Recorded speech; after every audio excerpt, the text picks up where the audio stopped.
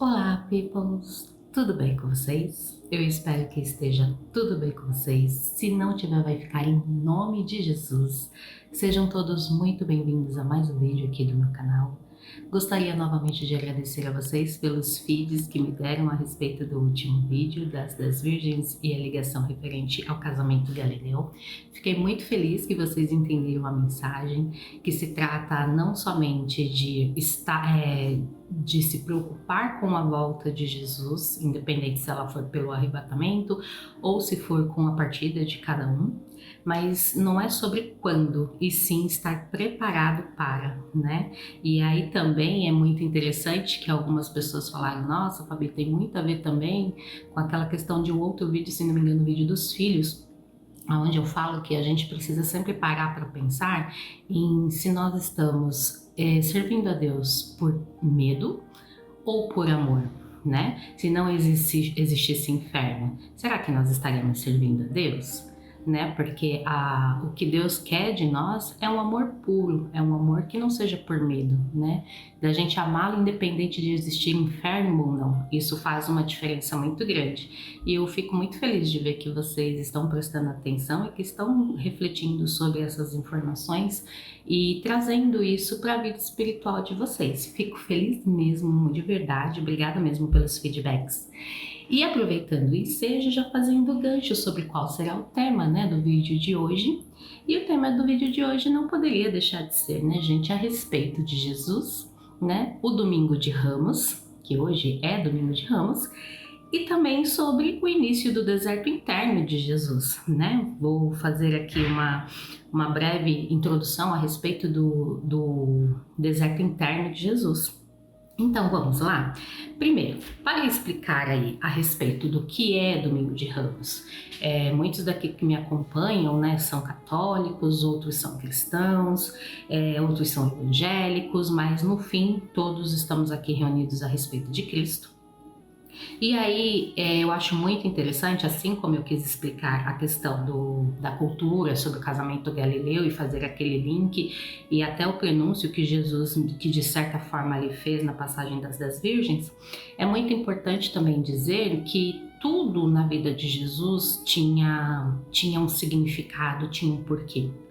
Né? E quantas vezes a gente comemora o Domingo de Ramos e acaba nem entendendo muito bem o porquê dos ramos, mas novamente, se a gente volta aí para o passado e entende um pouco de como funcionava a cultura, a gente acaba entendendo o porquê de até hoje. Não são todas, principalmente a Igreja Católica, como eu já fui católica, eu sei que se comemora, né, o Domingo de Ramos, mas não são todas as igrejas evangélicas que comemoram o Domingo de Ramos, às vezes até acaba deixando passar e tá tudo bem. Mas para quem comemora, eu acho que fica muito válido, né, a gente passar aqui a informação do porquê do Domingo de Ramos.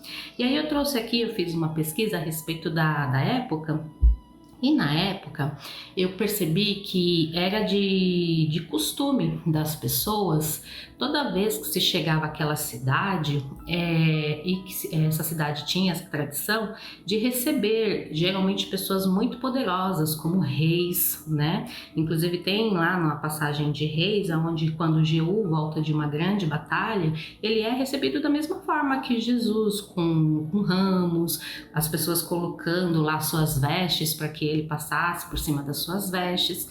E aí sempre fica aquilo, né? Mas qual que é o significado? O que para aquelas pessoas esse significava? E a passagem de Domingos de Ramos, ela depois eu vou pedir para que vocês dêem uma lida, lá em Zacarias 9, no versículo 9. Ela nada mais foi do que o cumprimento de uma profecia feita por Zacarias nessa passagem. E o significado de você ser recebido era justamente esse, tá? As pessoas elas eram recebidas com ramos quando elas eram consideradas extremamente importantes pela população daquele local naquela época. E o ramo, ele significa a vitória daquele que está sendo celebrado, né? Então, as pessoas receberem Jesus com a celebração, com os ramos, queria dizer que elas percebiam que Jesus era um vencedor, né? Para elas, ele era um vencedor, ele estava sendo muito bem recebido. A colocação dos panos para que Jesus passasse, né, ou no caso de qualquer outra pessoa que estava sendo celebrada, tinha o significado de as pessoas reconhecer a autoridade daquela pessoa cuja qual eles estavam ali colocando os panos deles. Seriam como hoje em dia, quando você vê que pessoas muito importantes que se colocam tapete vermelho para que elas passem e tudo mais. Só que naquela época, além de reconhecer que aquela pessoa era importante, eles também tinham um significado de que elas estavam se sujeitando àquela pessoa porque elas reconheciam ao máximo a sua autoridade. Tá bom? E a entrada em Jerusalém, por isso da importância de Jesus entrar com uma jumentinha.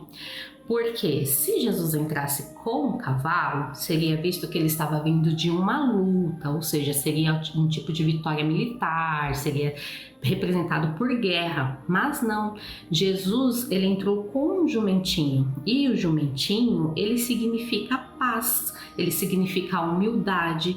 Então Jesus ali, ele estava sendo reconhecido pelas pessoas não como um rei de guerra, mas como um rei de humildade e um rei de paz. Olha a importância do detalhe, né?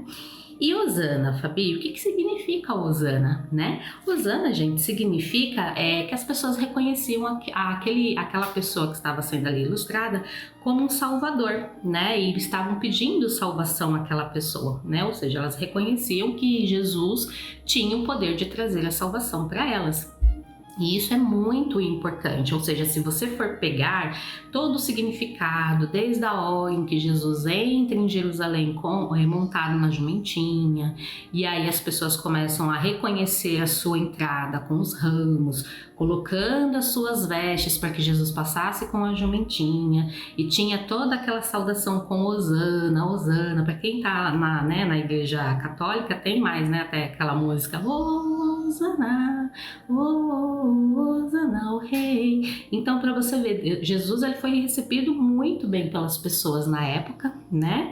E ele entrou ali, fez todo aquele processo, né, de reconhecimento por parte dessas pessoas ali, de que elas estavam vendo, que elas estavam sabendo. E Hosana também significa, gente, filho de Davi. Tá? Ou seja, dentro de todas as profecias messiânicas, de que todos ali estavam sabendo que Jesus, não todos reconheciam, né? Mas existia-se sempre uma profecia de que viria o Messias. Então, com tudo isso aqui acontecendo, era uma profecia se cumprindo de que as pessoas ali, elas estavam reconhecendo Jesus como filho de Davi. E aí vem a parte mais, né, impactante, talvez.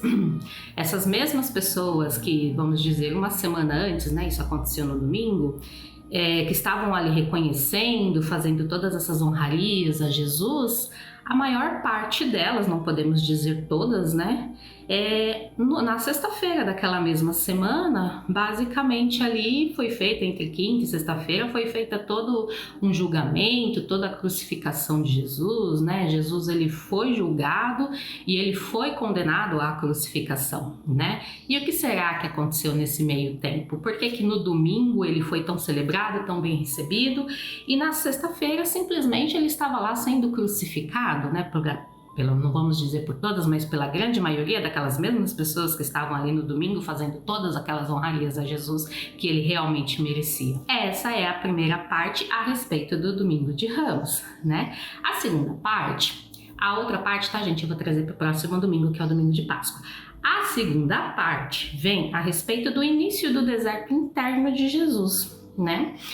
Se você for parar para pensar, até nisso existe meio que uma ligação entre o que Jesus passou sendo homem e o que nós somos como humanos, né? Jesus, ele passou do deserto, que ele passou literalmente no deserto, né? Sendo ali tentado pelo diabo, né? Pelas 3 propostas do diabo. Também foi uma forma de deserto durante todo o ministério de Jesus. As calúnias às quais ele sofreu, todas as vezes em que ele foi confrontado usado pelas pessoas e ele precisou aí ter uma certa astúcia e ardilosidade para lidar com essas pessoas que eram, de certa forma, religiosas e hipócritas, estavam tão apegadas à religiosidade que não estavam abertas para poder entender a proposta de Jesus. Na realidade, elas queriam apenas defender aquilo que elas achavam ser verdade. Mas tudo isso era um deserto externo, né? O tempo inteiro Jesus em oração, mas ele tinha a certeza de que Deus era com ele. Quando começou a chegar próximo da morte, né, da crucificação, e Jesus ele já sabia de tudo que estava por vir, começa-se a entrar a parte onde Jesus ele precisou deixar de ser o Filho de Deus, né? E ali ele precisou ser apenas Jesus, o ser humano. E quando Deus encaminha Jesus, que é o verbo que se fez carne, seu próprio filho para a terra como homem, aí entra a lei que o próprio Deus deixou do livre-arbítrio. Jesus, se a gente parar para refletir, gente, ele tinha total direito de poder virar ao Pai e falar, olha Pai, eu não quero passar por isso.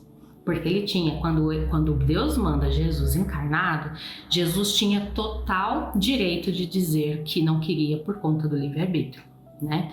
Então, para você ver o porquê que Jesus é considerado como o Cordeiro Perfeito de Deus.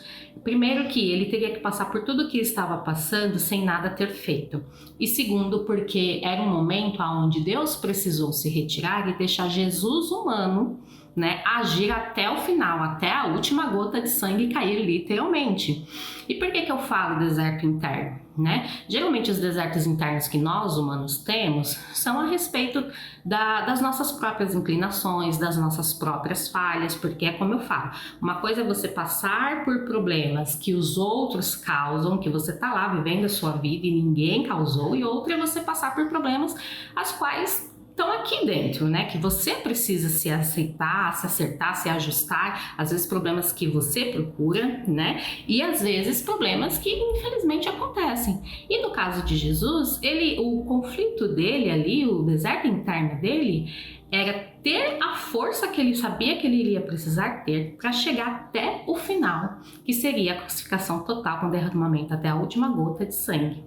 Então, por isso que Jesus ele sempre estava indo orar. Por isso que na última noite lá no Getsemane, ele estava aflito, ele estava agoniado, mas o tempo todo ele estava ali pedindo forças a Deus, se possível passar o cálice. Olha para você ver o tamanho da dificuldade que foi, né? Não foi fácil. E isso é, gente, um deserto interno. E eu acho que a pior parte é ele pedir ao Pai para passar o cálice e o Pai ficar em silêncio.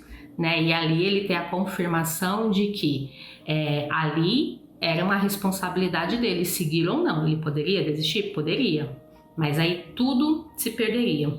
E ele estava com essa responsabilidade, né?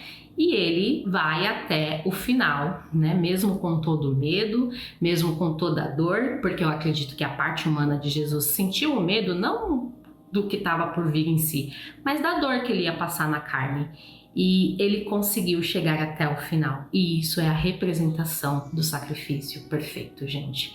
Então, eu vou pedir para vocês, geralmente eu me despeço no vídeo, pedindo para que a gente tenha uma semana leve, abençoada, e realmente eu vou pedir a mesma coisa, né, para que essa semana que se inicia hoje com o Domingo de Ramos, seja uma semana leve, abençoada, mas cheia de reflexão a respeito do sacrifício que Jesus fez por cada um de nós que ainda nem havia nascido, né, por todo ser humano existente nessa terra, tanto os que já haviam nascido, morrido, quanto os que ainda estavam por nascer, né, quanto por tudo que ele passou.